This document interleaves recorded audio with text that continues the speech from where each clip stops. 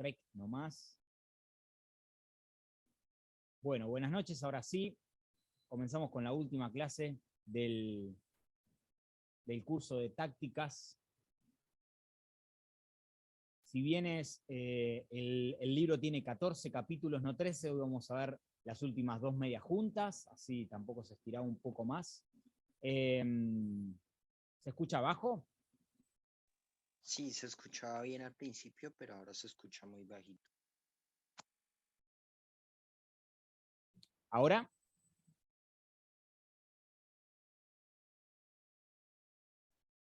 A ver, aguárdenme un segundito.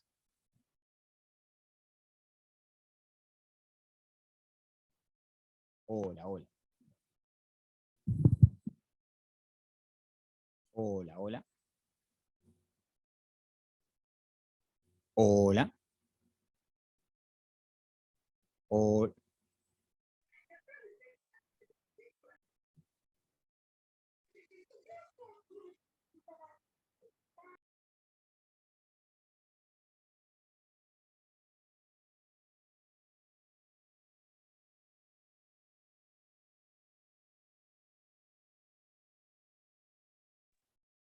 Bueno, ¿ahí se escucha bien? ¿Se escucha mejor ahí? Mucho mejor. Sí, mucho mejor. Claro, mejor. Sí, perfecto. Buenísimo, perfecto. muchísimas gracias. Bueno, de última, Cristian, editás esa parte en la grabación. Ahora sí, buenas noches. Damos comienzo a la clase número 13 de este curso de tácticas. Si bien en el libro es la clase 14, hay un capítulo 14, vamos a tratar de unir estos dos últimos capítulos en uno solo para continuar, para concluir los 3 meses justamente hoy. Bien, vamos a ver un tema que el escritor del libro le pone solo los hechos. Ese es el nombre del capítulo de hoy, y vamos a hablar un poco de esto. Dice, muchas veces como cristianos nos vamos a encontrar en la cultura de hoy con retos del tipo que veremos a continuación, en donde la única táctica que vamos a necesitar utilizar es sacar información para poder responder a un reto que simplemente es falso. De eso se trata esta táctica, que también va en combinación con todo lo que hemos aprendido en estas clases anteriores. Así que lo que vamos a ver hoy es justamente una táctica en la cual necesitamos obtener información para responder a un reto que generalmente es falso. Y ahora vamos a ver un poco más de esto, pero ya lo vimos en la clase pasada. Habíamos estado hablando sobre las acusaciones de que, por ejemplo, Jesús es una copia de otros dioses paganos, que Jesús es una copia de Buda, por ejemplo. Entonces, esas afirmaciones son falsas, pero obviamente necesitamos un poco de información para poder rebatirlas. Por eso, en el grupo les había mandado un poco de unos mensajes escribiendo un poco todo este tipo de información que rebate a estas falsas acusaciones contra Jesús. Bien, vamos a ver algunos ejemplos. Un ejemplo muy, muy clásico, no sé si les ha pasado a ustedes, es el hecho de que dicen que la religión es la causa número 1 de las guerras a nivel mundial. No sé si se han topado con este argumento, pero muchas veces afirman esto. Ahora, más allá de que sea o no sea verdad, en nuestro caso no niega ni la existencia de Dios ni la veracidad del cristianismo. No están diciendo de que Dios no existe o que la resurrección de Cristo sea mentira. Lo único que están diciendo es que la religión es el caso número 1 de guerras a nivel nacional o a nivel histórico internacional. Entonces, bueno, por un lado, salvando esas dos acepciones de que no niegan ni la deidad, ni la existencia de Dios, ni la resurrección de Cristo, por ende, esa afirmación no niega el cristianismo, así que por un lado la podemos dejar pasar de largo, y por otro lado podemos hablar un cachito a continuación. Aguárdenme 2 segunditos.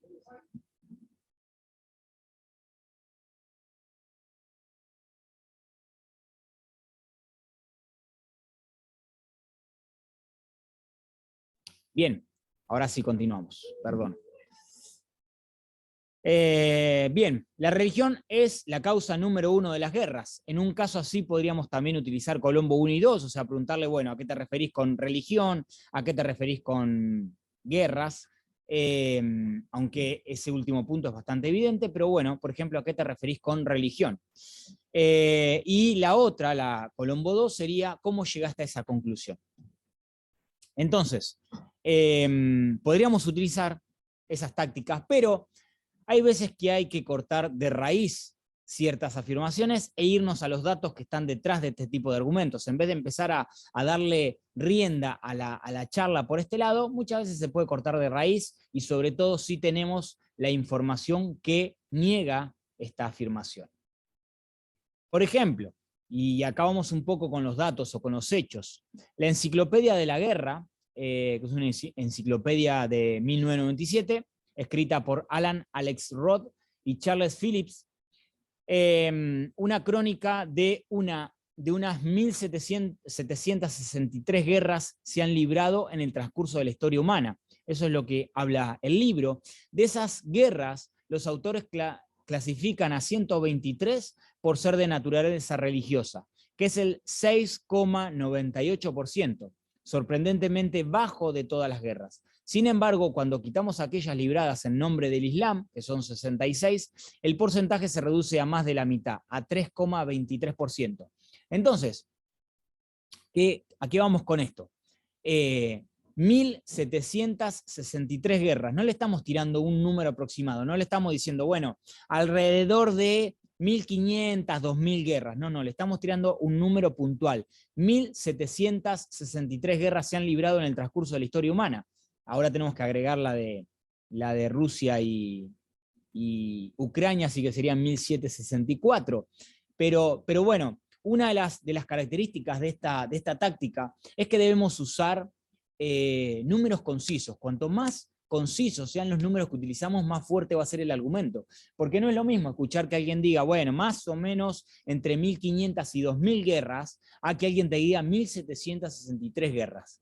Ya cuando te dicen un número tan exacto, mínimamente llama la atención. Ahora, cuando decimos de que de estas guerras los autores clasifican a 123 solamente por ser de naturaleza religiosa, es solamente un 6,98%, muy por debajo siquiera del 10%. Y ahí también es un dato puntual, son 123 y es un 6,98%. Es absolutamente nada comparado con el resto. Pero, más allá de eso, si nos vamos a quitar solamente el cristianismo, o sea, si solamente nos enfocamos en el cristianismo, quitando las que se hicieron en nombre del Islam, que como les decía son 63, reducimos el porcentaje a más de la mitad. 3,23% hablan de guerras libradas por el Dios judeocristiano o por miembros de la iglesia judeocristiana.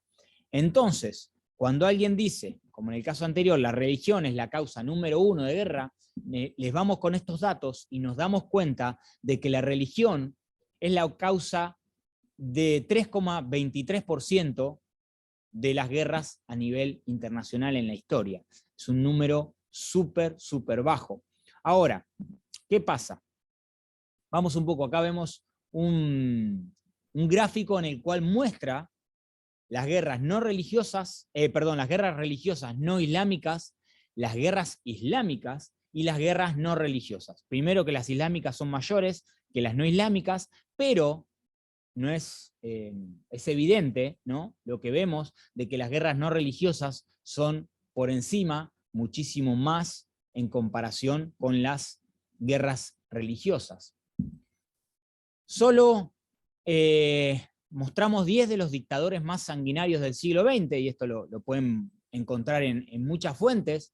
Yo saqué este gráfico al menos de Infobae, que es un diario digital de acá de Argentina, muy reconocido, en el cual tiene fuentes fehacientes, pero en el libro, si ustedes tienen el libro, van a la página, a las últimas páginas, y ahí están los datos de dónde se sacaron, de qué libros y todo eso, y lo pueden encontrar más detallado. Bien, ahí vemos que Mao Zedong, perdonen mi pronunciación, pero no sé hablar ninguno de estos idiomas, así que muy probablemente los pronuncia todos mal. Pero Mao Zedong se le acreditan unas 78 millones de muertes. A Joseph Stalin, 23 millones de muertes. A Adolf Hitler, que generalmente uno lo reconoce como la cúspide de la maldad, ¿no? Cuando hablamos del bien y del mal, muy probablemente lo pongamos a Adolf Hitler como el referente. Sin embargo, acá vemos que hay dos personas muchísimo más sanguinarias que Hitler. Sin embargo, Hitler se le cuentan 17 millones de personas. A Leopoldo II de Bélgica, 15 millones, a Hideki Tajo, 5 millones, a Ismael Erben Pasha, 2,5 millones, a Pol Pot, 1,7 millones, a Kim Chusung, 1,6 millones, y bueno, y esos dos, 1,5 y 1,1. En algunas fuentes pueden diferir un poco más, hay algunos que también rondan entre los 5 millones y los 15 millones, pero más que nada es un ejemplo solamente para mostrar que ninguno de los 10 mayores sanguinarios de la historia encontramos a ningún cristiano, a ningún religioso, por decirlo de alguna manera. Todo lo contrario, todas estas personas son ateas y generalmente muchos comunistas. Entonces, ¿cuál es la causa de las guerras? La Biblia lo explica muy bien en Marcos capítulo 7, dice, porque de dentro del corazón de los hombres salen los malos pensamientos, los adulterios, las fornicaciones, los homicidios, los hurtos, las avaricias, las maldades, el engaño, la lascivia, la envidia, la maledicencia, la soberbia, la insensatez. Todas estas maldades de dentro salen y contaminan al hombre. Y más específicamente, lo vemos en Santiago, capítulo 4, donde dice, ¿de dónde vienen las guerras y los pleitos entre vosotros? ¿No vienen de vuestras concupiscencias, las cuales combaten en vuestros miembros? Codiciáis y no tenéis, matáis y ardéis de envidia y no podéis alcanzar, combatís y guerráis, pero no tenéis lo que deseáis porque no pedís. Entonces, Santiago capítulo 4 lo deja bien en claro, que las guerras y los pleitos nacen justamente de nuestras concupiscencias, de la envidia que tenemos, ¿no? de la avaricia, de la codicia, de la maldad que hay en nosotros como seres humanos. Entonces no viene desde un punto religioso, sino todo lo contrario. Ahora, ¿qué vamos con esto? De que cuando se hacen afirmaciones, en este caso afirmaciones gratuitas porque no tienen ningún fundamento, podemos empezar a preguntarles, bueno, pero de cómo llegaste a esa conclusión, qué querés decir con religión, etcétera, etcétera. Pero si nosotros tenemos los datos contundentes, como hablamos acá, en estas tres plantillas, vemos que es contundente y que mostrando esto o diciendo esto, obviamente, es difícil acordarse todos estos datos, ¿no? Pero estamos a unos clics de distancia de encontrarlos en un celular directamente, los podemos mostrar y si vamos a las fuentes, mostramos de que esa persona está equivocada con lo que está diciendo. Bien.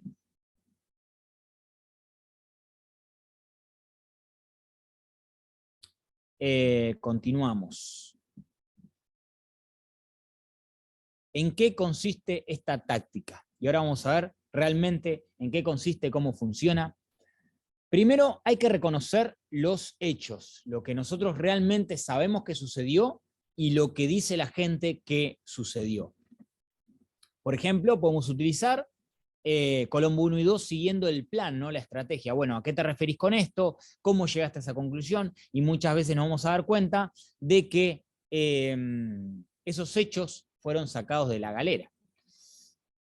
Ahora, ¿es claro el reto? ¿Son claros los hechos que las personas dicen? Porque muy probablemente, perdón, puede ser que sí. Puede ser que estén acusando al cristianismo de alguna cosa, como suele pasar, y que los hechos sean fundamentados, quizás no las intenciones con que la persona cree que se hicieron, pero muchas veces los hechos son los que la persona acusa de que son. Ahora, si tienen los hechos, responde con datos y revela tus fuentes. O sea, si vos tenés los hechos que contradicen lo que la persona está afirmando, tenés los hechos, responde con datos y revela la fuente. O sea, le decís, bueno, mirá, porque en el libro de tal y tal cosa dice esto, y estuvo un estudio hecho. Algo que me gusta mucho no sé si han visto, seguramente deben haber visto algún debate o alguna vez que le hacen entrevistas a Laje. Agustín Laje tiene esa manera, que es una ametralladora de tirar datos. Es una ametralladora de tirar datos.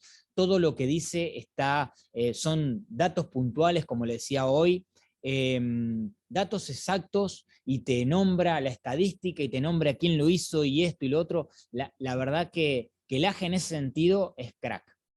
La otra que es muy buena haciendo lo que hace es Lupe Batallán. Generalmente las entrevistas que he visto ella cuando se pone a debatir contra proaborto y eso, también tira unos datos súper contundentes. Generalmente las personas que se ponen a debatir con ellos no tiran datos, tiran información, que muchas veces es falsa, pero tiran información. Entonces la manera con la que Laje o Batallán lidian con eso es justamente con datos contundentes, ¿no? Porque en la encuesta o en la estadística que se hizo, no sé, en 1900 Sarasa, dice que, bueno, eso es contundente. Entonces, cuando a la persona le tirás todo este arsenal de datos exactos, generalmente no tiene para dónde disparar. Bueno, algo que tenemos que tener en cuenta es, como hablábamos anteriormente en clases pasadas, que somos embajadores, y como tales debemos conocer la cultura y la gente con la que estamos tratando. Si no, no vamos a poder ser efectivos en esa comunicación. Muchas veces decimos, ¿no?, que hay que conocer al enemigo con el que batallamos. Nosotros acá, puntualmente acá en la ciudad donde vivo, en Colón, están sucediendo ciertas cuestiones. El otro día hablábamos un poco de las librerías con el tema de lo que exponen, ¿no? Los libros de la New Age y todo eso. Bueno, debemos saber con qué nos enfrentamos. Claro, con datos es con lo que combatimos esa información. No es que combatimos contra los datos, sino todo lo contrario. Exactamente, Joana. Entonces, nos encontramos acá en Colón con situaciones, como lo he visto a lo largo de librerías en otros lados que me han mandado videos y eso, librerías que en la parte de niños, por ejemplo, hay un montón de información sobre toda esta New Age, sobre todo el tema del movimiento LGTBI y toda esa cuestión. Entonces debemos saber contra qué estamos luchando. Hoy no luchamos quizás con cosas que los cristianos de hace 10, 20 años atrás luchaban, hoy luchamos quizás contra otras cosas. Entonces debemos estar, algo que me encanta de Pablo, que Pablo hacía justamente eso. Pablo, cuando estaba, por ejemplo, en Grecia, primeramente se paseó por la ciudad, vio qué era lo que había, por eso después cuando se pone a hablar con ellos les dice, y ese trono o esa estatua al Dios no conocido, entonces, ¿cómo sabía Pablo de que ellos tenían dentro de su panteón una estatua al Dios no conocido?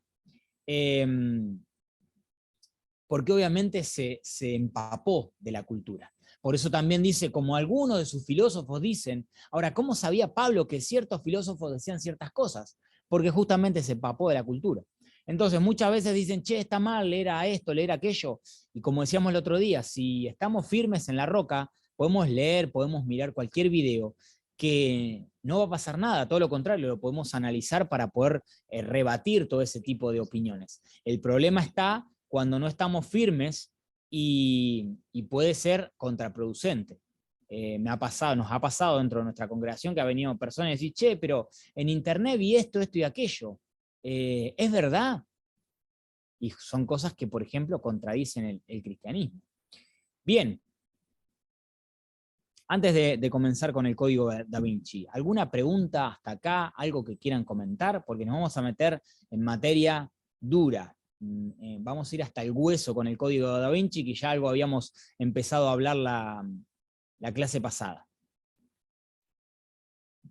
¿Alguna pregunta? ¿Algo que quieran acotar, comentar? Encontré esta falacia, dice Charlie, bueno, realmente no me la voy a poner a ver, pero después de última, si querés pasar tradiciones de la Biblia, mentiras, incongruencias e incoherencias. Si querés después pasarlo al chat del grupo, así lo podemos ver. Bien, si no hay preguntas, continuamos. Buenísimo. Somos embajadores y como tales debemos conocer la cultura y la gente con la que estamos tratando, si no, no vamos a poder ser efectivos en esa comunicación.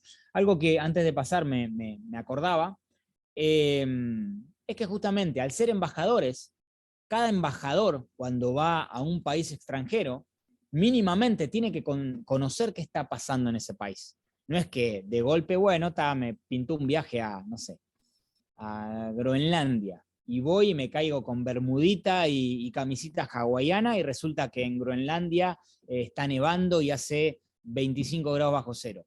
Obviamente necesito conocer de la cultura a la cual voy o a la cual van como embajadores para poder cumplir bien su función, porque si no sabes ni siquiera a qué país vas, ¿cómo vas a ejercer bien tu función? Bueno, con esto pasa exactamente lo mismo. Si no sabes con qué te estás enfrentando, ¿cómo vas a ir a predicar por las calles de tu ciudad si ni siquiera sabes el que no cree en Dios, por qué no cree en Dios? Bien, ahora sí, nos metemos de lleno en esta novela, que el mismo escritor dice que es una novela, pero mucha gente la utiliza como si fuera fuente confiable de todo lo que expone. El Código Da Vinci, no sé si muchos han leído el libro o por lo menos han visto la película, pero es súper conocida, y tira algunos datos interesantes. Por ejemplo, en los 3 primeros siglos, los enfrentamientos entre cristianos y paganos amenazaban con desgarrar Roma en 2. Yo pregunta, ¿sí, Joana?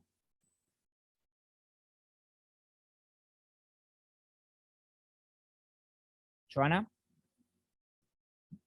Abrí el micrófono nomás y habla. Aló, Ahí ¿ahí va. me escuchas? Perfectamente. Una pregunta, sí, con lo que hablaste ahorita pasado, ¿cómo podemos reconocer que una fuente es una buena fuente? O sea, por ejemplo, si alguien, no sé, alguien me dice Wikipedia, pues yo lo reconozco que pues, Wikipedia nada que ver, pero ¿cómo? O sea, me está pasando, digamos, un caso en donde están este tipo de judaizantes que dicen, "No, es que el rabino, yo no sé qué es y demás", pero que día escuché a Santiago Alarcón y él decía que, bueno, la mayoría de, como de autores que ellos citan y todo eso son del siglo XXI, no son de primer siglo, segundo siglo, tercer siglo, cosas así. Entonces, como un poquito eso que uno puede refutar, pero ¿tú cómo averiguas que es una buena fuente? O sea, que es una fuente que confiable. Digamos con lo que pasa con Einstein, que unos dicen que los ateos dicen que él era ateo y los otros dicen que era cristiano. Entonces, como que, ¿cómo se sabe? Bueno, primeramente, Wikipedia no es tan mala como dicen.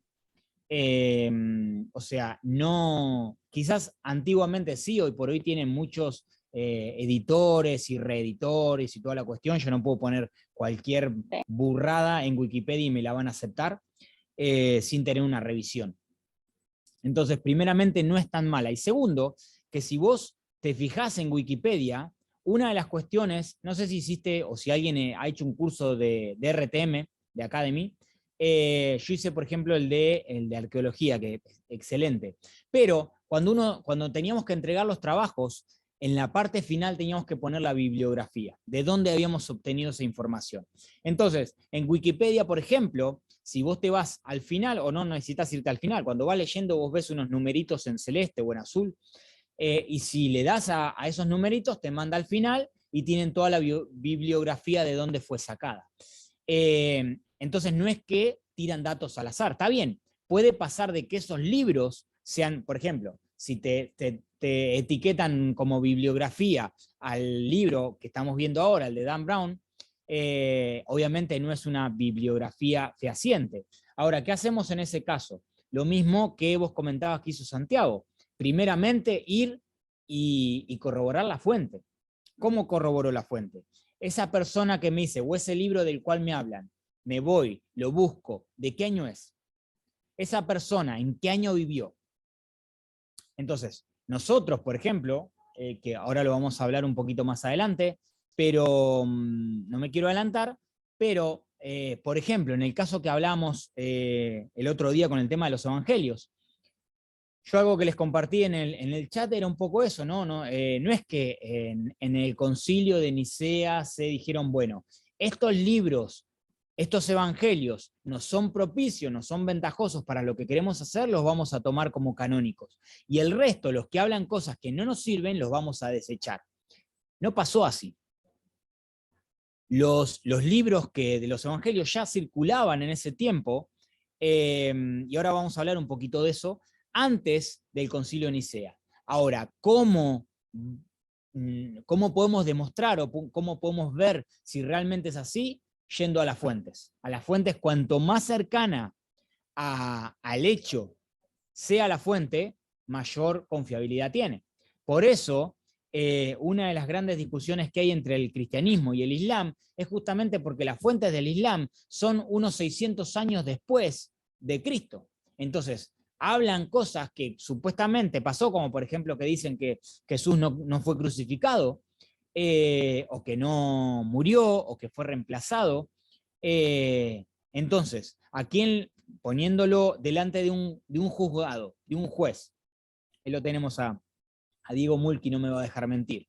Si yo hablo con un testigo que estuvo presencial a los hechos y le tomo su declaración, y varios testigos presenciales a los hechos le tomo su declaración y más o menos coinciden, y después viene uno 20 años después que ni siquiera estuvo, sino que no sé cómo se enteró, viene y nos dice algo totalmente contrario, y muy probablemente el juez le crea a los testigos presenciales que a la persona que vino 20 o 30 años después.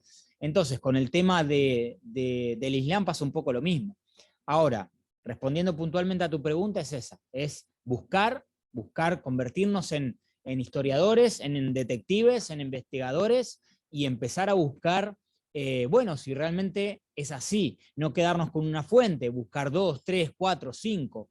Yo lo que le pasé el otro día, bueno, no me quedé con, lo encontré en Wikipedia y ya, lo mando y listo. No, me lo puse a buscar en distintas fuentes, corroboré la información, vi que realmente lo que decían era cierta por distintas fuentes. Entonces, bueno, esa es una manera de corroborar que lo que estoy diciendo es correcto, o lo que está diciendo la otra persona es incorrecta.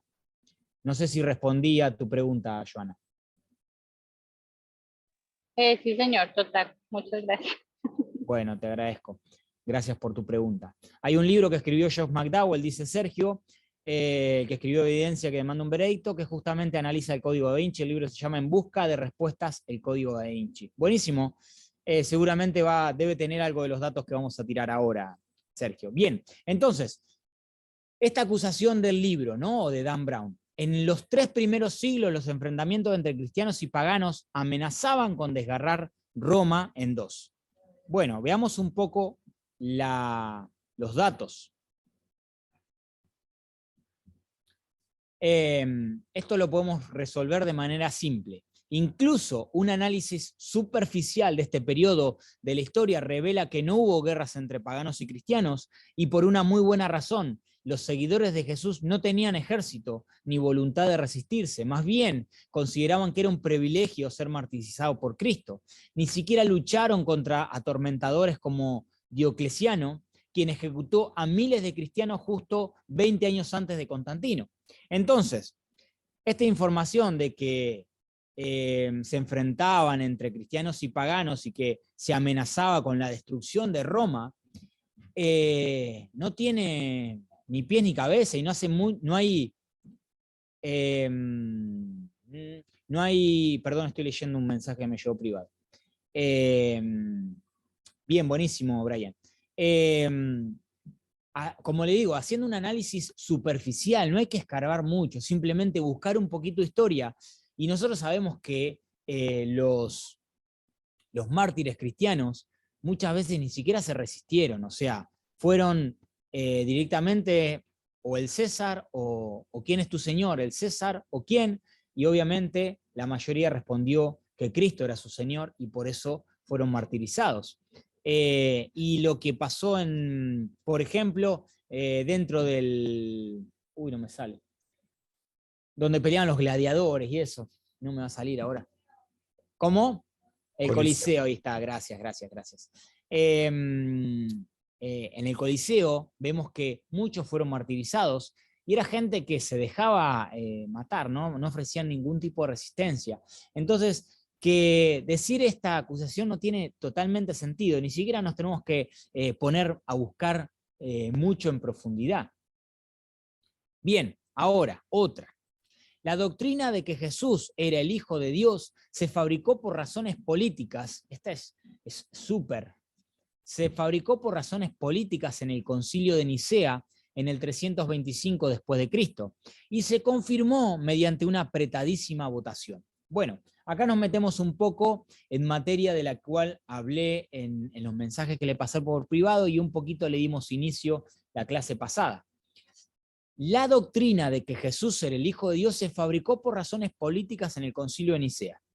Entonces, si se fabricó por razones políticas mínimamente, antes de eso no tiene que haber nada o muy poca evidencia de que hable que Jesús era el Hijo de Dios.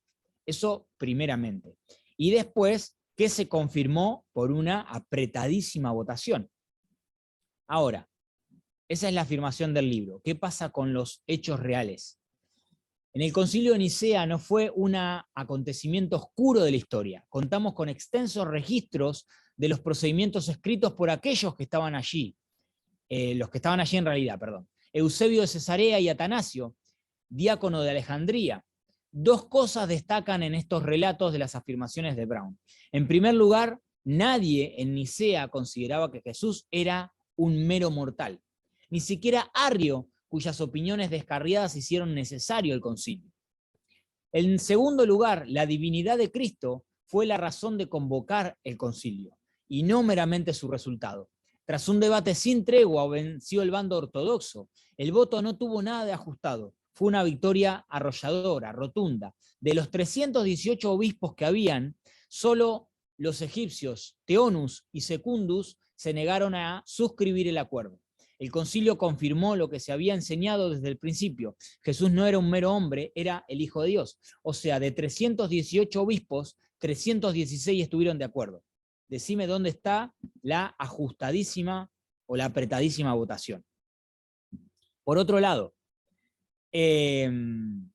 ¿dónde encontramos esto? Bueno, nos vamos a los documentos que hablan del Concilio de Nicea, como decía ahí, los que fueron escritos por Eusebio de Cesarea y Atanasio, y nos vamos a encontrar con estos datos. Ahora, vos me decís, y bueno, ¿y qué hay si no fue verdad y que esto que lo otro? Bueno, son personas que fueron parte, estuvieron ahí presentes. Mínimamente le tenemos que hacer un poquito de caso, comparado con Dan Brown, que escribió este libro hace, no sé, 2 décadas atrás.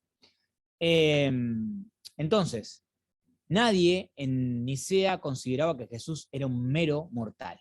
Y de hecho, si vamos a los documentos antiguos de la Iglesia, en el siglo I y II, casi todos los documentos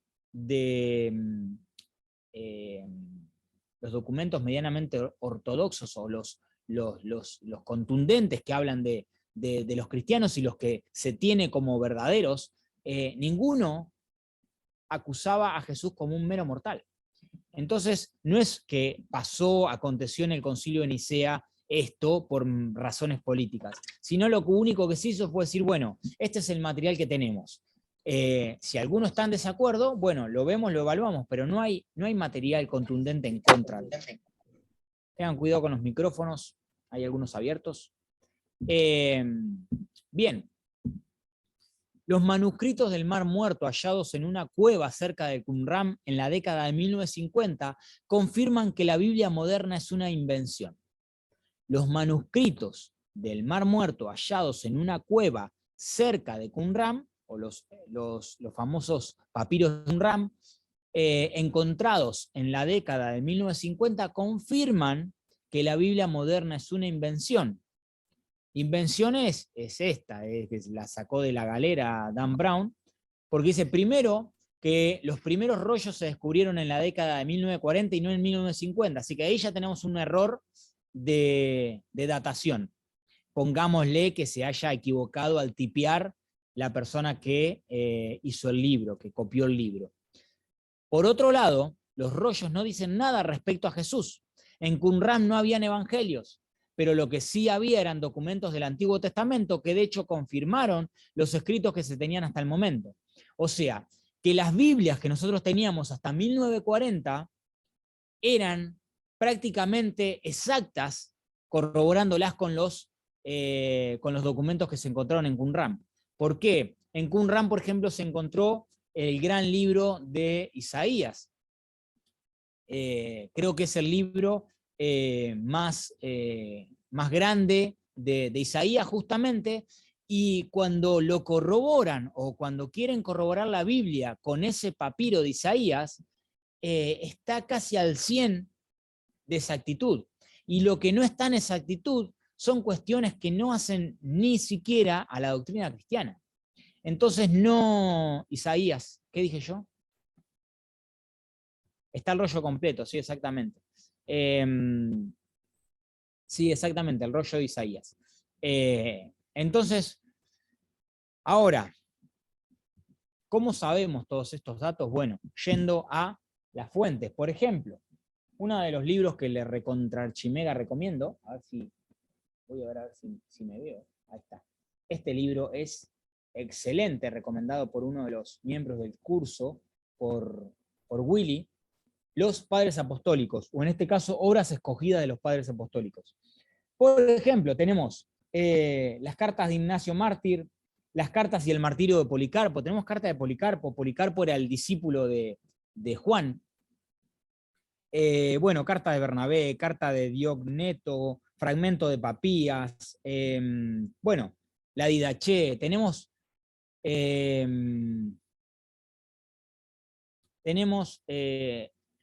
Primera de Samuel, no te entiendo, Joana, la pregunta. ¿Quién es el autor de este libro, Charlie? Es Alfonso Ropero. Alfonso Ropero tiene muchos libros de estos que hablan sobre justamente compilaciones de las obras de los padres apostólicos. Hay uno que habla también de los mártires de la iglesia creo que es de la iglesia primitiva, no sé si es del primer siglo o de los mártires hasta la Reforma, no me acuerdo bien cómo es, pero también es un librazo, que me le quedé con ganas, pero bueno, ya se me iba un poco del presupuesto. Sí, puede ser, sinceramente no tengo todos los que se encontraron en Qumran, pero bueno, se encontró gran parte del Antiguo Testamento, y cuando lo corroboramos, las Biblias que teníamos hasta ese momento, por ejemplo, la Reina Valera, la corroboramos con los datos que encuentran en el Qumran, hay una exactitud casi del 100%. No podemos decir el 100%, pero hay una exactitud casi del 100%.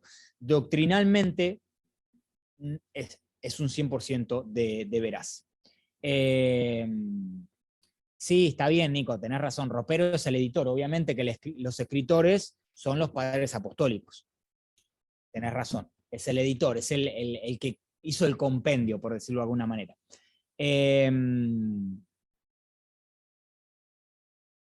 Yo llegué a Cristo el 11 de agosto de 2013. ¿Ves? Esa es una información certera y contundente, Charlie. Y justo ese día invitaron a Alfonso Ropero a predicar en la iglesia donde congrego. Buenísimo, bueno. Bueno, ahí tenemos un poco de información, como hablábamos el otro día, de cuando Lucas hace el preámbulo de que dice, en el 13º año del reinado de Sarasa, siendo, bueno, y nombra a todos los políticos de entonces, de las distintas regiones de Judea y de al lado, está dando información contundente. No está diciendo, bueno, creo que en esa época, alrededor del año...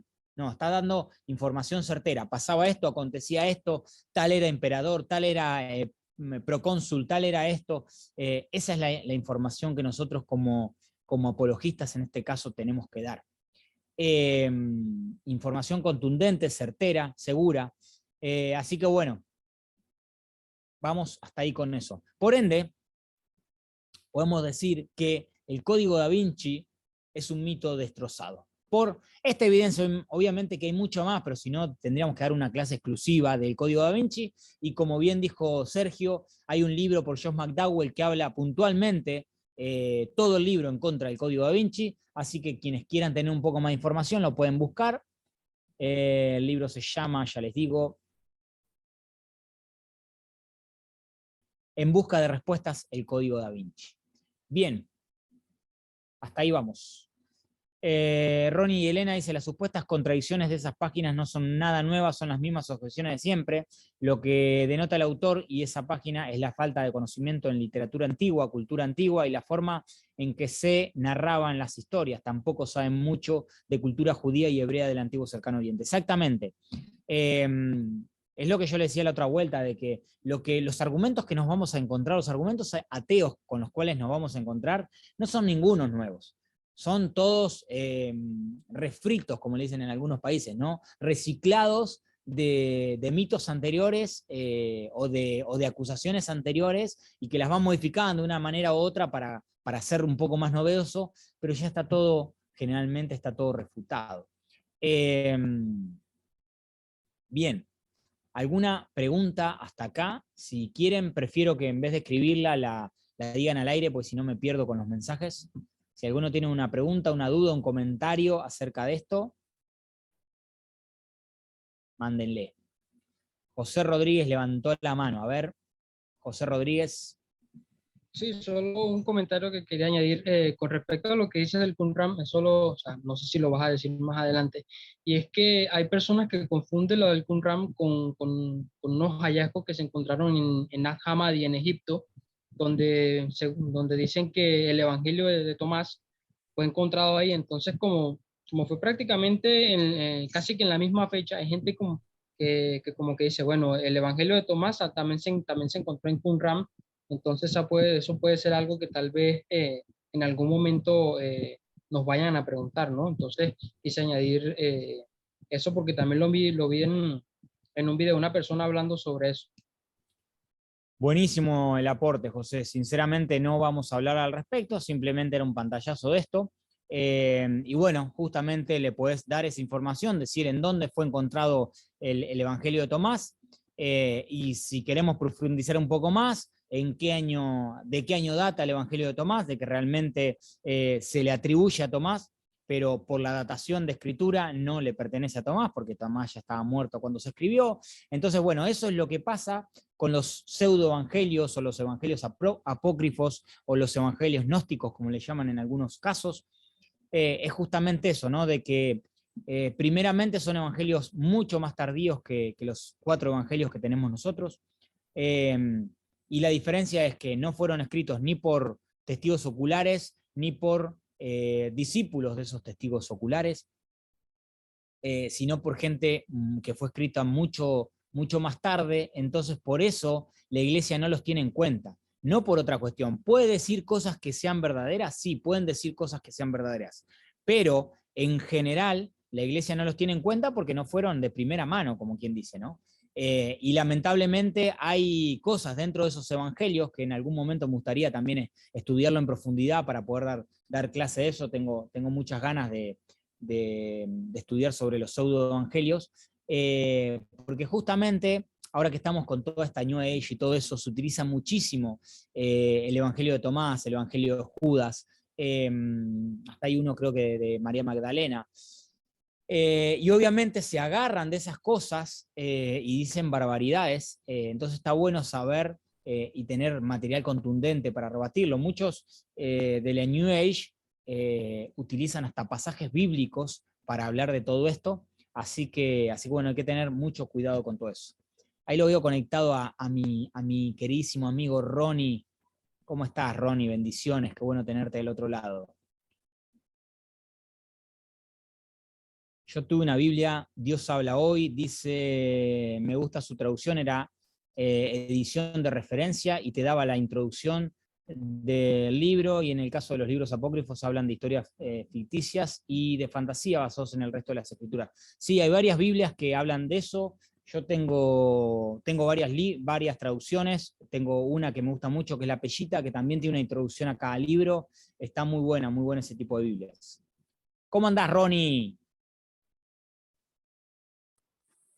Hola Toki, ¿qué tal? ¿Cómo estás? Qué Saludos a los maravilla. hermanos, saludos Sergio, No sé si hay alguno también conocido por aquí. Y está tu amigo del alma, Diego Mulki. Dieguito, ¿cómo están? Un gusto poder compartir con ustedes, aunque sea por lo menos en esta última clase. Qué bueno, muy, muy agradecido, Ronnie, que hayas tenido la incentivación de poder estar acá. Te agradezco mucho. Bien, continuamos ya en la parte final. Guárdame un cachito.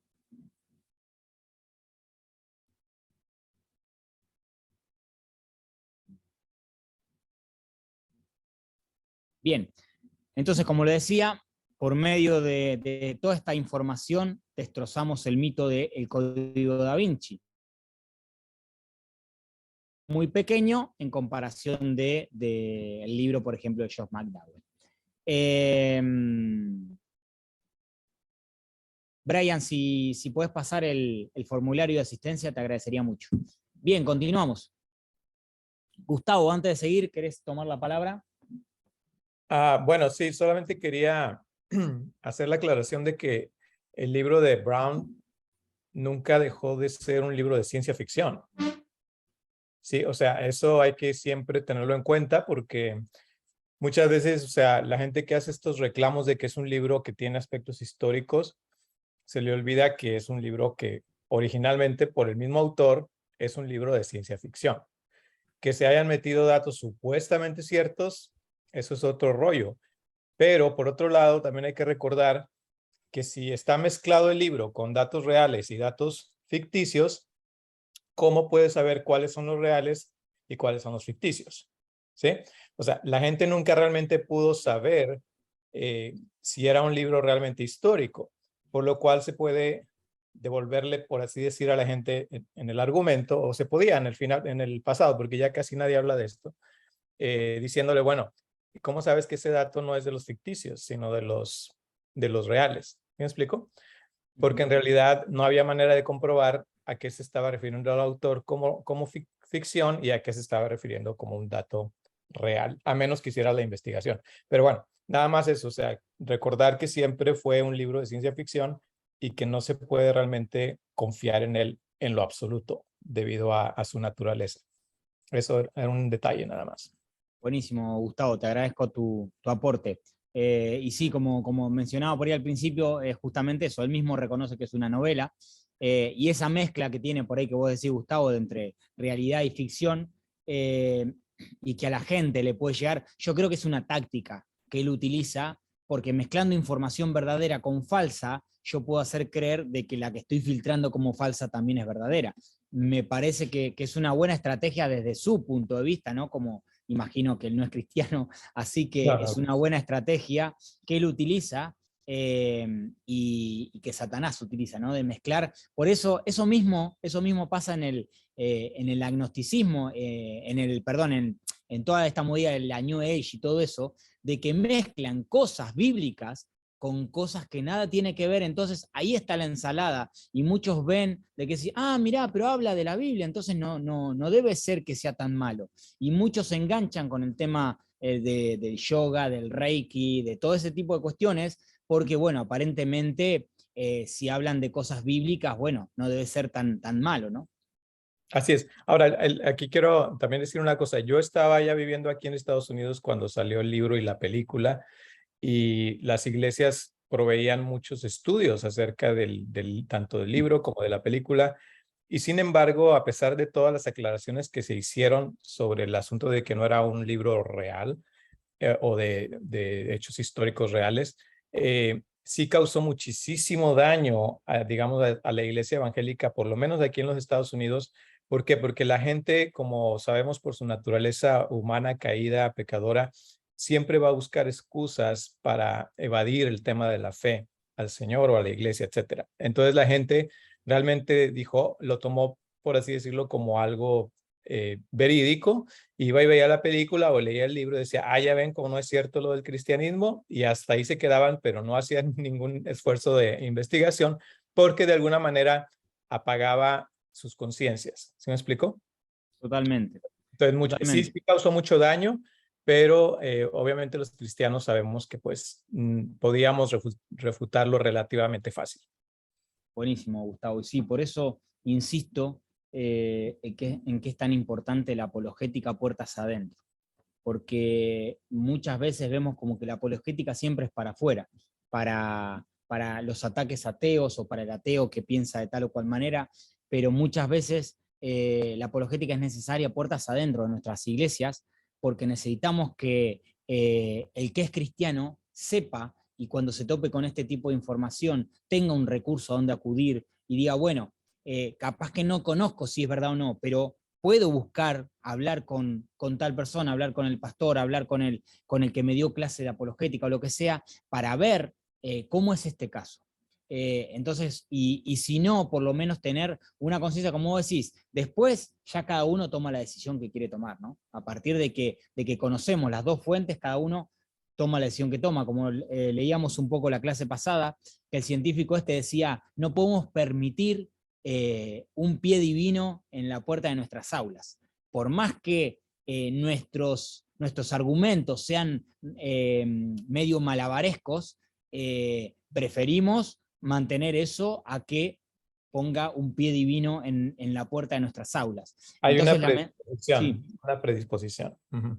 Totalmente, totalmente que es así. Entonces nosotros como cristianos debemos cuidar de las ovejas, cuidar del rebaño, y una parte del cuidado es esto, ¿no? Es poderla instruir con herramientas para que cuando se enfrenten con este tipo de causas, sobre todo los jóvenes que se encuentran cuando comienzan la universidad, que son muy atacados por medio de sus profesores, y lamentablemente hay mucha deserción en los jóvenes a esa edad de las iglesias, bueno, poderles dar herramientas para que digan, bueno, no es tan así como los profesores te la pintan. Bien, gracias por tu aporte, Gustavo, como siempre, excelente. De nada. Bueno, ahora, unas recomendaciones que nos da el autor al tener conversaciones difíciles. 1. Prepárate y mantente dispuesto y alerta.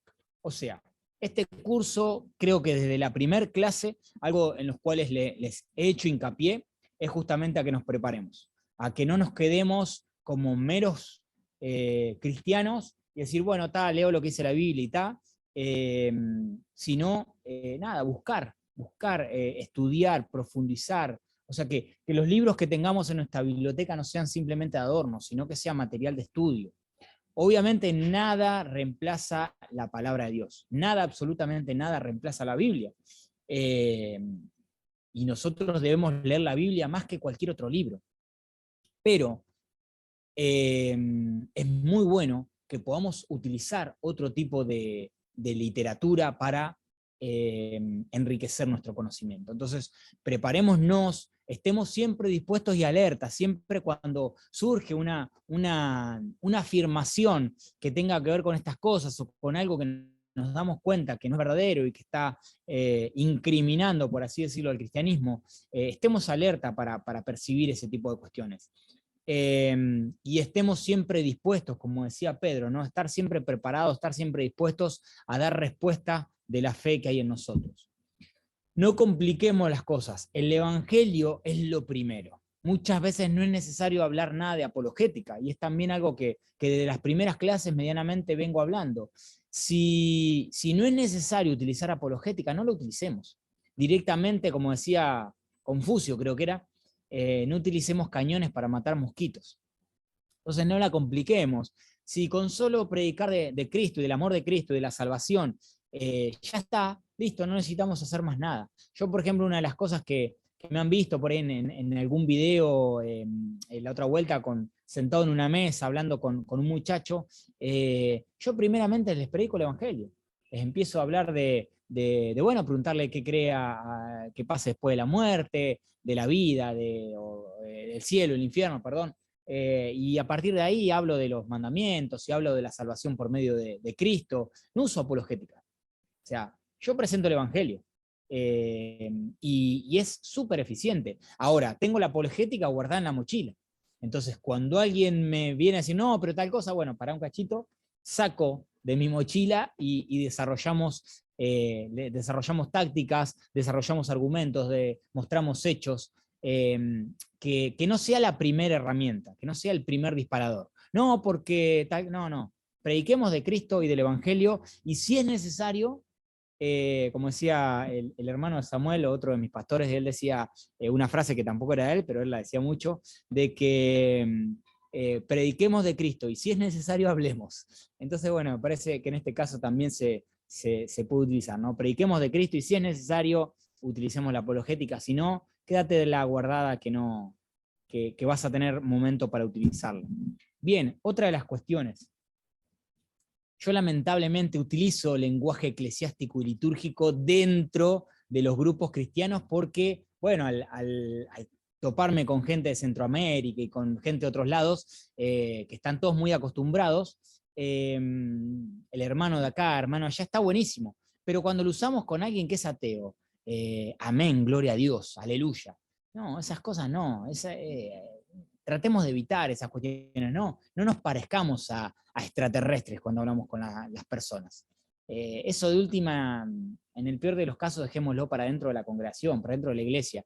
Obviamente que debemos tener un lenguaje eclesiástico dentro de la iglesia, el respeto a los pastores, el respeto a las autoridades, todo eso está perfecto, el por más que sean amigos, dirigirnos a nuestros pastores como pastores. Exactamente, como dice Gustavo, debemos aprender a actuar y a hablar como gente normal, exactamente, porque si no, lo que digamos lo van a filtrar de esa manera. Exactamente, nos van a ver como gente rara y por ende lo que vamos a decir le va a sonar raro, entonces no le van a dar bolilla. Entonces tenemos que ser chispas, tenemos que ser astutos, como dice la palabra, ¿no? Como decía Jesús, tenemos que tener muy en cuenta las palabras de Jesús en ese sentido.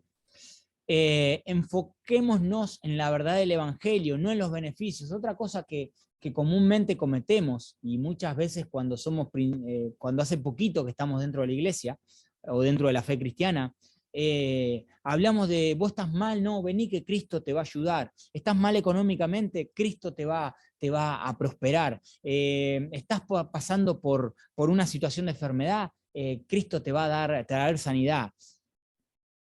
Y hay que tener cuidado, porque muchas veces sucede de que cuando entregamos nuestro corazón a Cristo, los caminos Dios los empieza a enderezar.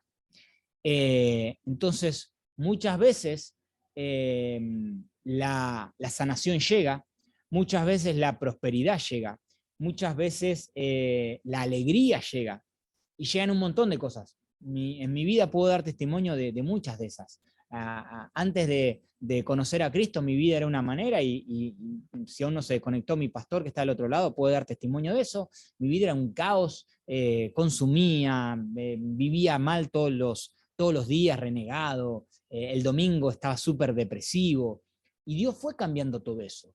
Pero el Evangelio no es, las buenas nuevas no son esas. Las buenas nuevas es la salvación. Las buenas nuevas es que por medio de Cristo somos salvos, por medio de Cristo tenemos una eternidad junto al Padre. Esa es la buena nueva. Lo demás viene acompañado, como dice la palabra, pongamos nuestra vista en las cosas del reino y lo demás será añadido. No busquemos la añadidura, sino al revés. Entonces, cuando hablemos, cuando prediquemos, cuando evangelicemos, cuando hablemos de Cristo, cuando hablemos del Evangelio, seamos sabios, seamos inteligentes, hablemos de la verdad del Evangelio, de la verdad del cristianismo, no de los beneficios que trae acompañado. ¿Por qué? ¿Qué pasa? Nosotros le predicamos a alguien de que se va a salvar o se va a sanar de la enfermedad que tiene, y esa persona, por X motivo, Dios no la sana. ¿Qué hacemos? ¿De qué nos disfrazamos? Para esa persona, el evangelio que nosotros le presentamos es mentira. Imagínense que a Pablo le hubieran predicado y le hubieran dicho, ese aguijón en la carne que tenés, Pablo, si te hicieras cristiano, te va a desaparecer. Y el que le predicó eso, ¿de qué se disfrazó después? Entonces tenemos que ser súper inteligentes y tener muchísimo cuidado cómo presentamos el evangelio. Aportar razones, hechos y evidencias, no solamente historias sin prueba. Como les comenté, había una información que andaba circulando de que se habían encontrado en el Mar Muerto los carros del faraón. Son historias sin prueba. Historias que no tienen ni siquiera necesidad de haberse generado, porque el cristianismo tiene un montón de evidencia, no necesitamos andar inventando evidencia. Entonces, cuando aportemos razones, aportemos hechos, pero aportemos evidencias verdaderas, no historias. Cuando hablamos de nuestras conversiones, bueno, podemos hablar de la historia personal y de lo que me pasó y eso, pero también lo tengo que respaldar con hechos y evidencia. Si yo digo, no, a mí Cristo me cambió, yo era una basura y ahora me comporto de tal o cual manera, cuando termino de hablar, no me puedo dar media vuelta y ponerme a insultar. Entonces tenemos que respaldar con hechos y con evidencia lo que decimos con palabras. La hija de Jesucristo con María Magdalena. Sí, no, Jesucristo tenía esposa. Ahí me lo sacan de contexto, me cortan ese pedacito y lo mandan diciendo de que Damián dijo que Jesús tenía esposa. Bueno, mantengamos la calma. Recordemos lo que aprendimos desde el comienzo. Si alguno se enoja, perdemos. O sea, si nosotros nos enojamos, perdemos porque la persona se va a cerrar, no nos va a querer escuchar más y no vamos a dar buen testimonio de lo que estamos hablando. Si la otra persona se enoja, también perdemos porque se va a encerrar en sus ideas y no va a permitir que nada de lo que le digamos penetre. Y si la persona no quiere volver a hablar con nosotros, también perdimos, porque la idea, Jesús mismo decía, vayan y hagan discípulos. Contame cómo vas a ser discípulos si no volvés a hablar nunca más con esa persona.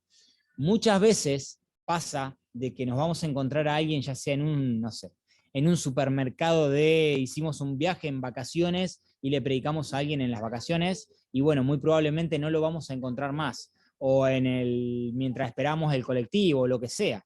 En una ciudad grande, bueno, puede ser que muy probablemente, aguárdenme un segundito.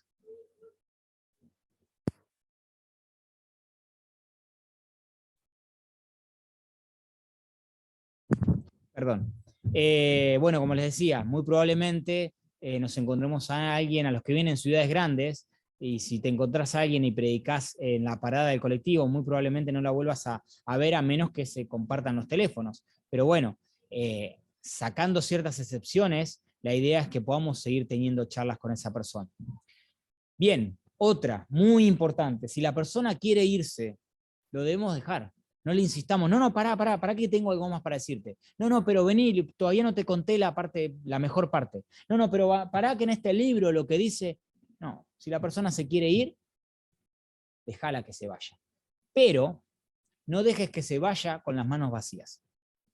No sé, ofrecerle una oración, entregarle un folleto, darle un teléfono, no sé, un teléfono no, un número de teléfono, lo que sea. Ponerle una piedra en el zapato antes de que esa persona se vaya, y que ahí sí se vaya tranquila.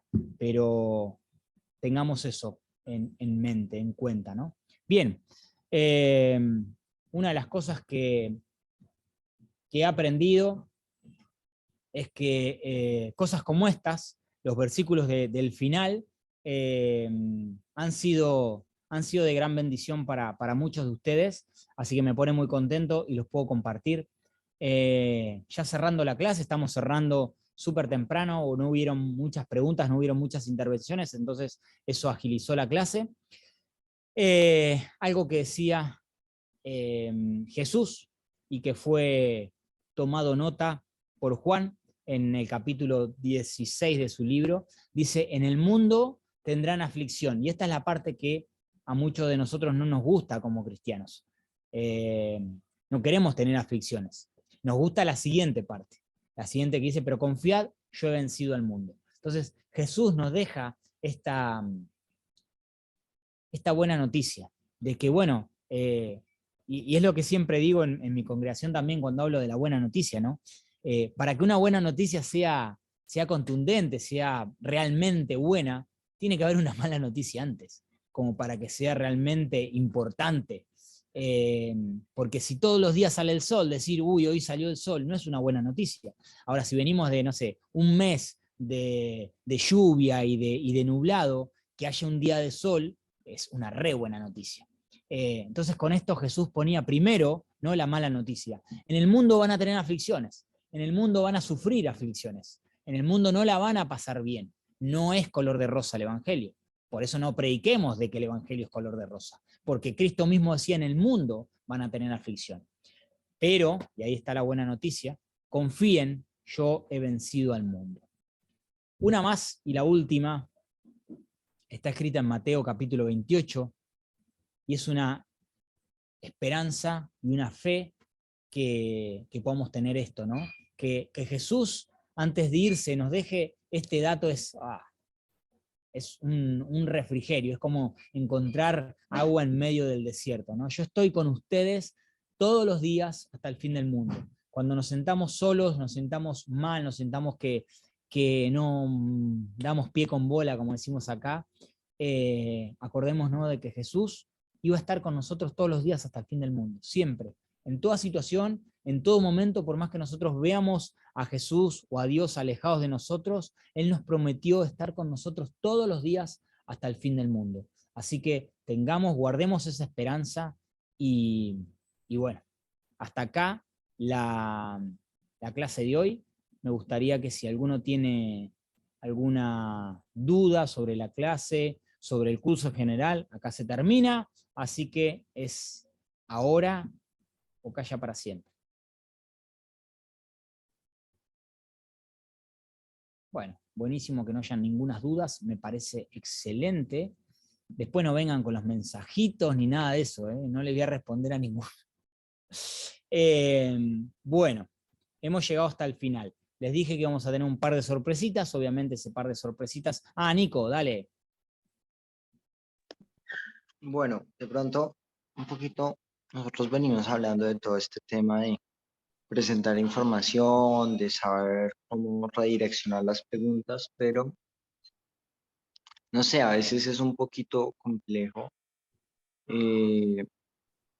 presentar información, ¿no? O sea, cómo realmente ser sabios, porque tengo entendido yo que parte de las tácticas es más bien entender la perspectiva de la otra persona más que botar un montón de información, ¿no? Entonces, de repente es un poco complejo lo de la clase de hoy, ¿no? O sea, hasta qué punto, digamos, nosotros manejaríamos el tema de manejar información, de brindar información, y digamos, cuál sería, digamos, el punto entre dar mucha información o dar, digamos, poca información, o no darla, solo usar retórica y de pronto quedarse ahí.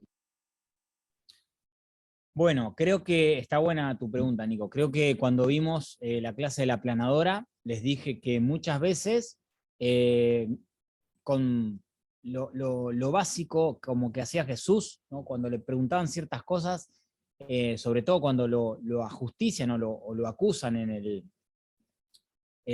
por el Sanedrín, él muchas veces la respuesta fue quedarse en silencio. Entonces, muchas veces el silencio es una buena respuesta. ¿Por qué? Justamente tomamos como ejemplo al más grande de todos los apologistas, y él más de una vez se quedó en silencio. Entonces, muchas veces la mejor respuesta es callarse la boca. Por otro lado, ¿cómo sabemos si dar mucho o poco argumento? Y yo empezaría con poco. ¿Para qué vamos a tirar todo el arsenal? Si es necesario, vamos sumando un poquito más, pero siempre lo mínimo indispensable, cosa de que no se vuelva un monólogo, sino que la idea es recordar que desde el principio lo que hicimos hincapié fueron en las preguntas.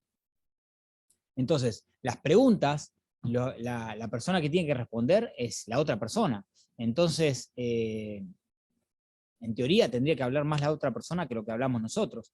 Ahora, cuando llega el momento de que es necesario que rebatamos argumentos, bueno, de a poquito vamos lanzando nuestra artillería. Siempre a mí me gusta, como en toda batalla, en lo que sea, no dar el 100. Alguien que, mira, ya creo que la mayoría saben que toco la batería, o al menos de vez en cuando, y siempre he escuchado a muchos bateristas que dicen, nunca des el 100, nunca muestres el 100 de lo que puedes dar en la batería, porque guardate el extra siempre para ocasiones especiales. Porque si vos siempre das el 100, no tenés nada más para ofrecer, ya la gente vio todo. En cambio con esto un poco podemos hacer lo mismo. Siempre guardarte el as de espadas, y si no lo necesitas usar, guardártela. Nosotros acá en Argentina tenemos un juego que se llama el truco, lamento muchísimo que el resto del mundo no lo conozca, se están perdiendo de un excelente juego. Quiero retruco. Para los argentinos sabemos que es un juego mentiroso, pero bueno, dentro de los juegos entiendo que Dios tiene esa acepción de permitir mentir, ¿no? Porque justamente la metodología del juego se basa un poco en eso. Pero bueno, nosotros decimos el as bajo la manga, ¿no? Porque el as de espadas es la carta más alta, el puntaje más alto, entonces siempre guardársela. Si es necesario, y bueno, en última instancia lo das vuelta. Pero si no es necesario, guardártelo y que el otro se quede con la duda si vos lo tenías o no. En esto pasa un poco lo mismo. Si no es necesario desarrollar todos los argumentos que vos tengas, mejor guardate, cosa de que cuando la persona venga con respuestas en base a lo que vos ya le planteaste, tengas más información para darle y que se tenga que volver a ir, a volver a buscar información, y cuando venga de vuelta, lo mismo. Ese es un poco mi consejo. Igual, creo que se los hablé desde la primera clase, y es algo que me gustaría que puedan hacer, que no en muchos lugares se acostumbra a hacer, sobre todo cuando hablamos de apologética, es el no separar la apologética del Espíritu Santo. Yo creo que antes de hacer apologética, antes de hablarle a las personas de Cristo, oración, intimidad con el Espíritu. Porque el que te va, la palabra dice que el Espíritu Santo es el que te va a recordar las palabras que has de hablar. Entonces, ¿cómo nos va a recordar si no tenemos intimidad? Entonces, fundamental la intimidad con el Espíritu Santo. Y la palabra también dice que el que es hijo de Dios es guiado por Dios. Entonces, bueno, también tomar eso, ¿no? La guía de Dios en todo momento. Ese es mi aporte, Nico, a tu pregunta. No sé si queda respondida. Sí, porque creo que esta clase de tácticas ha sido como una respuesta como a todo, ¿no? Porque a veces estamos acostumbrados a darlo todo, pero nunca preguntarle al otro qué piensa, ¿no? O sea, nunca saber de dónde saca esa cita. Y a veces ni siquiera tienen base ni fundamento, es solamente su experiencia, su idea o una mala interpretación de cierta información. Ya hay excepciones, claro, hay excepciones, pero Buenísimo. muchas veces no saben ni siquiera de dónde viene. Buenísimo. Por eso, cuando comenzamos el curso, yo les dije que con que por lo menos hubieran llegado hasta aprender las tácticas Colombo, ya era herramienta suficiente para desarrollar una charla. ¿Por qué? Porque justamente lo que vos mencionás es lo que menciona Colombo, es decir, bueno, primeramente, ¿qué es lo que la persona está diciendo? Y segundo, ¿cómo llegó a esa conclusión? Entonces, fundamental que primero la persona nos dé sus herramientas, sus argumentos. Y como bien vos decís, muchas de las personas ni siquiera saben por qué están pensando lo que están pensando, o su respuesta es, bueno, lo vi en un meme o lo escuché por ahí. Así que bueno, buenísimo, Nico. Sí, Gustavo. Sí, bueno, nada, como ya estamos terminando la clase, nada más quería, en nombre de mis compañeros y personalmente, darte las gracias por la inversión de tu tiempo, de tu vida, de tu esfuerzo, porque como alguien que hace también esto, enseña en línea con el deseo de que otros crezcan y reciban de lo mucho que Dios nos ha dado a nosotros, yo comprendo que es un esfuerzo, que es una inversión de tiempo y que lo haces, se nota que lo has hecho con el corazón, con un espíritu adecuado y nada, solo quería en nombre de mis compañeros creo que todos estamos agradecidos contigo, pero muchas veces no somos muy buenos expresándolo. Como creyentes creo que el Señor nos manda a ser agradecidos y nada, quería agradecerte por tu tiempo y por una clase excelente. Gracias a Dios que la vamos a tener grabada para poder seguir, tenerla ahí como un recurso adicional. Y bueno, eso nada más, Toski. Un abrazo desde acá, desde el norte, y que Dios te bendiga y te siga usando como hasta ahora. Bendiciones. Bueno, Gustavo, te agradezco mucho tus palabras, me emocionás y ver los comentarios en el chat también, porque realmente, bueno, justamente, no cobramos por esto, lo hacemos totalmente por amor a Cristo y por amor a las almas, así que te agradezco mucho.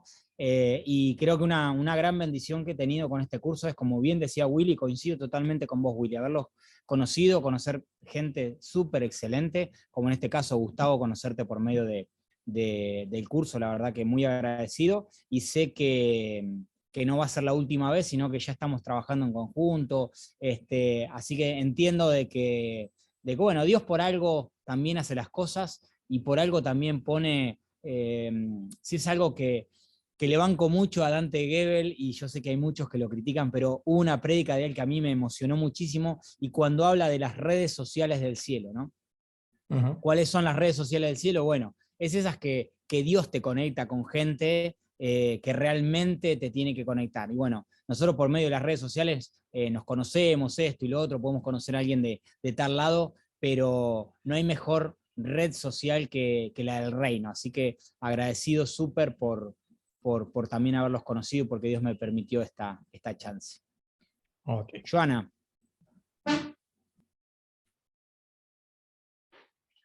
Hola, qué pena, estaba almorzando.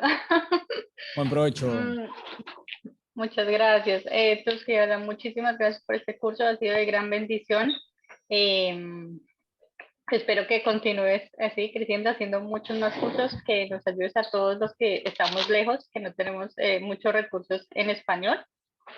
Fue, o sea, muy chévere verlos conocidos a todos, a los que hablaron, a los que no hablaron, a los que se mostraron con la cámara, a los que no. Bueno, seguimos con los demás cursos, espero verlos por ahí, que no sea la última vez. Si algún día vienen a Australia, o si paso por Argentina o por alguno de sus países, espero comunicarme con ustedes, verlos. Les mando muchos saludos, de verdad, de corazón, mil bendiciones. Mil bendiciones. Buenísimo, Joana, te agradezco mucho. Y sí, te tomo la palabra esa, y con dónde por Australia te voy a ir a visitar. Bueno, primeramente, a menos que Stalin me lo niegue, el grupo lo vamos a dejar armado. De última, el que quiera salir se sale, pero bueno, pueden tener ahí un grupo en el cual sí poder charlar de cuestiones, y obviamente tienen mi número personal para escribirme cuando así lo deseen. Y como bien vos dijiste, bueno, muchas veces no voy a ser yo el que dé un curso, pero quizás el día de mañana lo puedas dar vos, quien te dice, es la idea. Pero vamos a hablar de dos cositas, y esas son las dos sorpresitas que tenía para hoy. Primeramente, esto. Comentarles que el conversatorio con Ronnie, con Sergio y con Gustavo fue de mucha bendición para mucha gente. Y la verdad que nos sentimos muy contentos por eso. La verdad que haber hecho una charla que salió de la galera en medio de un pre-clase de tácticas, y haberlo sumado a Ronnie, que agradezco también su presencia hoy,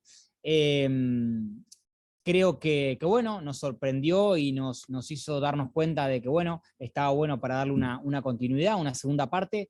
Así que vamos a tener una segunda parte de este conversatorio, y que se va a llamar Aplicando la Apologética en la Vida Cristiana. Bueno, habíamos hablado de primero la importancia de la apologética en la vida cristiana, y había quedado ahí, bueno, está bien, yo ya tengo todo esto, ahora, ¿cómo lo implemento? ¿Cómo lo aplico? Bueno, serán bienvenidos el lunes 10 de octubre a las 7 horas de México y de Colombia, y a las 9 horas de Argentina. No recuerdo en Paraguay qué hora, creo que es también a las 7 de la tarde en Paraguay, ¿no, Ronnie? Las 9 de la noche, misma hora 9 de la argentina. noche. Ah, qué grande, estamos ahí hasta en eso, hermanados, bien. 7 p.m. Ciudad de México, 7 p.m. Colombia, 9 p.m. Argentina, 9 p.m. Paraguay, y el resto de los países se fijan en internet a ver qué horario es. Ya sabes, Joana, que va a ser a las 9 de la mañana en Australia. Así que bueno, sí, Brian, ahí te lo doy, bancame 2 segunditos. Así que bueno, la idea es esa, que el lunes 10 de octubre a las 21 horas de Argentina nos encontremos. Eso por un lado. Por otro lado, tengo más data para darles, más sorpresitas. A ver, esto es boom.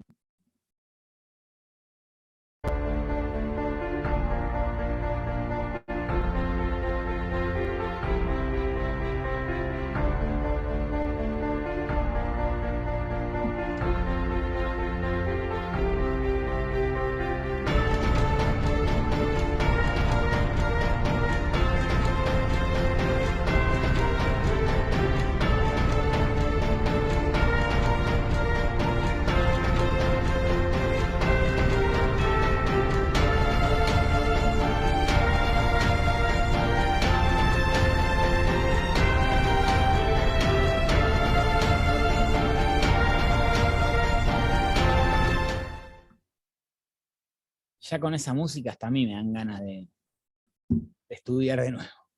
Bueno, el curso que va a dar nuestro hermano Sergio Villanueva, una bendición, que va a comenzar el viernes y va a tener una duración de 9 clases, comienza el viernes 7 de octubre, ahí están los horarios, a partir de las 8 de la noche en Argentina, 18 horas en México, 19 horas en Nueva York.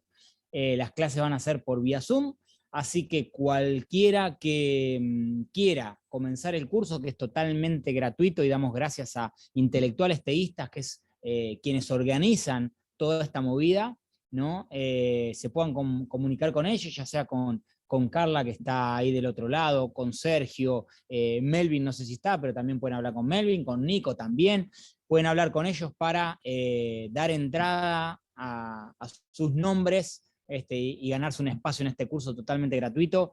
Y la frutilla esa de que se van a regalar 10 libros, yo quiero ser partícipe, yo me quiero llevar uno de esos. Lo siento por los otros integrantes del grupo, pero uno se viene para Argentina.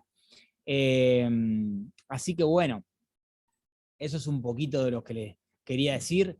De mi parte, les agradezco muchísimo su apreciación, les agradezco muchísimo haber estado del otro lado, estoy súper contento, súper feliz de haber conocido gente como ustedes y de tenerlas de contacto en mi celular, es un golazo, un gol de media cancha. Así que ahora le doy el pase, no sé si Brian va a hablar primero o Stalin. Adelante, Brian.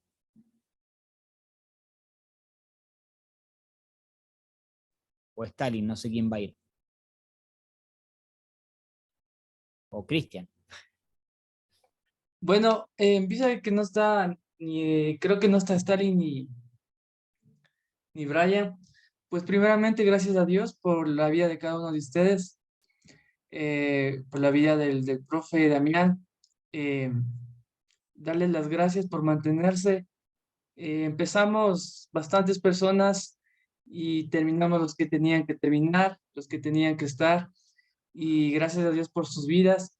De mi parte y de la comunidad que estamos empezando, de Alianza por el Evangelio, les damos las gracias y que con el tiempo igual se va a venir más talleres, más clases, todo esto con el fin de poder dar un granito más de aprendizaje, dar un granito más para apoyar a las personas que quizás no sepan de un tema, quizás no sepan de otro tema, y así seguir creciendo el Evangelio de una manera grande, o sea, seguir creciendo, que esa es la meta de seguir creciendo más, hacer más discípulos, aprender más de lo que es de la Biblia, de lo que hay muchas cosas. Y pues a nombre de Apple les quiero dar las gracias por asistir, que Dios los bendiga mucho, que Dios los multiplique su tiempo, porque el tiempo es muy valioso, ¿sí? Y pues a seguir adelante, a seguir adelante, a seguir discipulando, a seguir predicando el Evangelio, a seguir trabajando por el reino, que eso es lo más hermoso que uno tiene aquí en esta vida. Así que muchas gracias en nombre de Alianza por el Evangelio y que Dios los bendiga mucho a todos.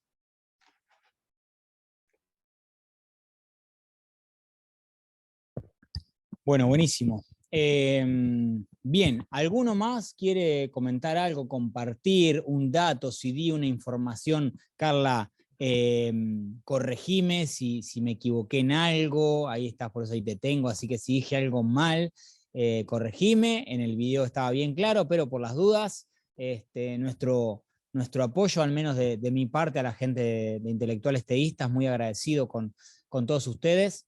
Melvin creo que no está, pero bueno, un saludo para él también, que también se bancó. Aquí estoy, Está, brother. sí, Aquí que estoy, no mi va a hermano. estar, ahí está, y te vi. Sí, mi hermano. Bueno, Melvin, si querés aprovechar, total ya, Cristian, si querés cortar la grabación o querés esperar por las dudas